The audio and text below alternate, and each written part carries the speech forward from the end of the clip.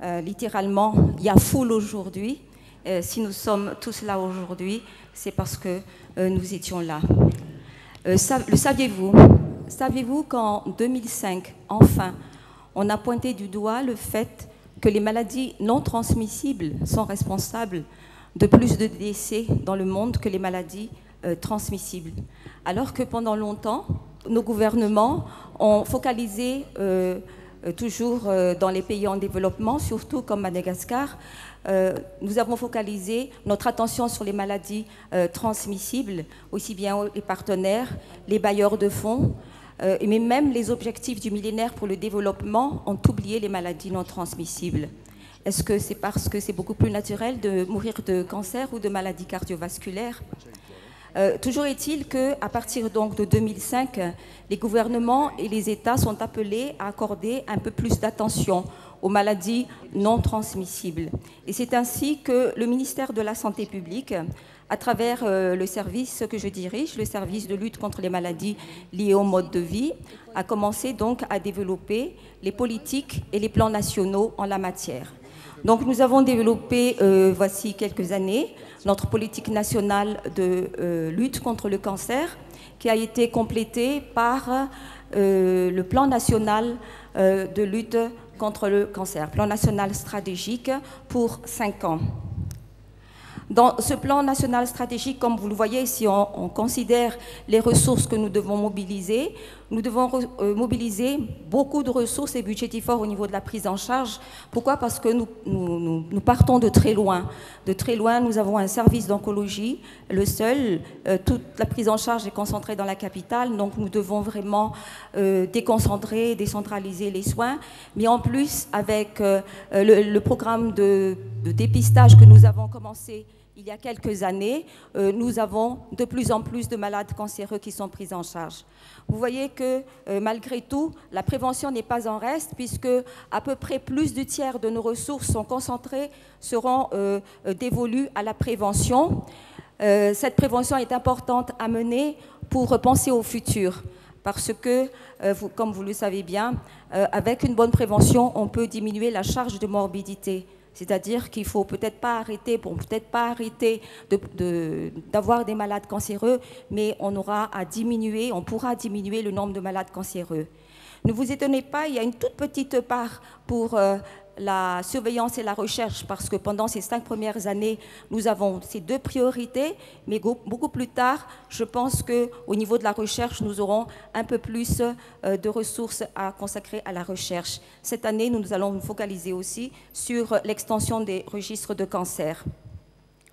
Si nous focalisons notre attention sur le domaine de la prévention, les ressources que nous devons mobiliser, comme vous le voyez, nous avons une partie qui va être dévolue donc au renforcement de notre cadre institutionnel, mais nous avons également la promotion des modes de vie sains. Nous devons avoir une approche holistique de lutte contre ces maladies non transmissibles.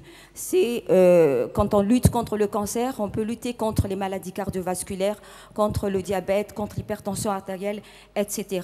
C'est-à-dire, on ne peut pas parler lutte contre le cancer sans parler lutte contre le tabac. La prévalence du tabagisme à Madagascar est très très élevée.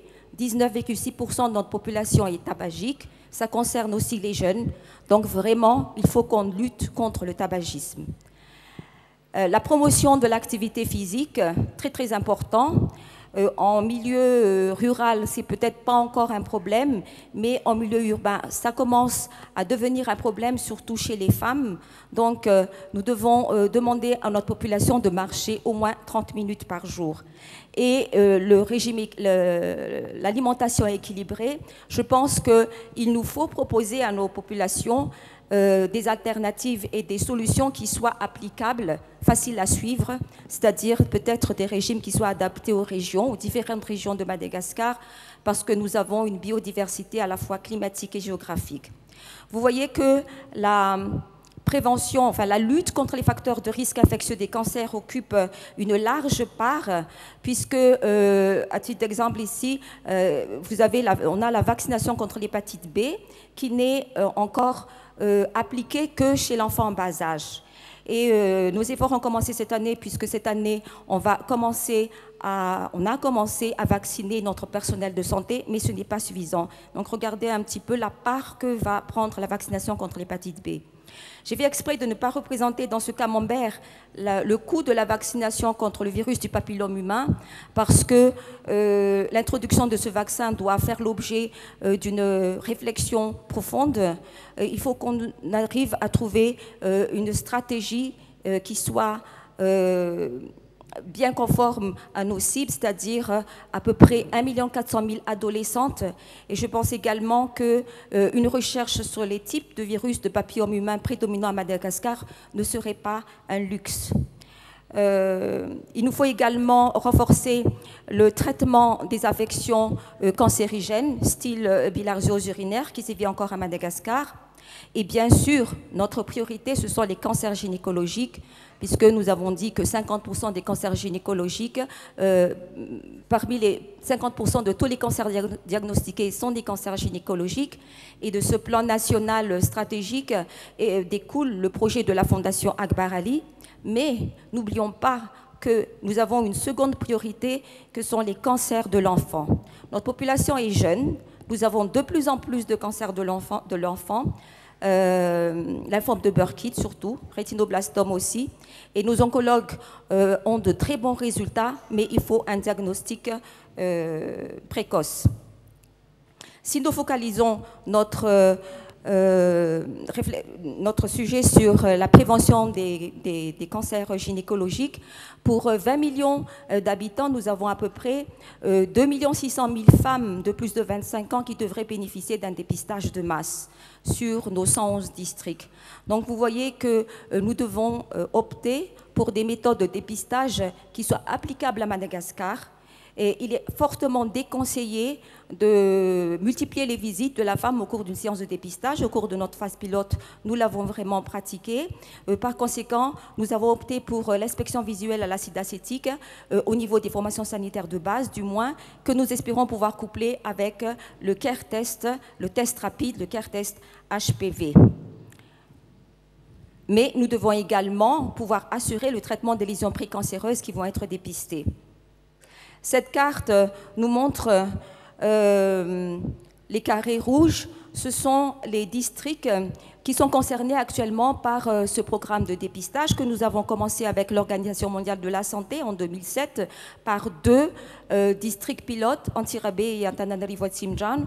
Petit à petit, on a fait tache d'huile au niveau de ces districts, des autres districts. Donc 5 districts sont actuellement concernés et actuellement avec l'appui de l'UNFPA, donc dans le Nord, nous allons le mois prochain aller former et étendre donc ce programme dans le Nord. Mais comme vous voyez ici, le gap est encore très important parce que nous devons arriver à colorer tout ce que vous voyez encore en blanc.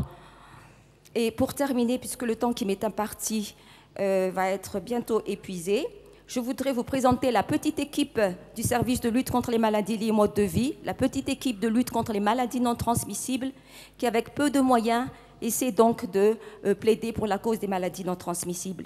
Mais comme notre ministre se plaît à le dire, le plus important, ce sont les hommes.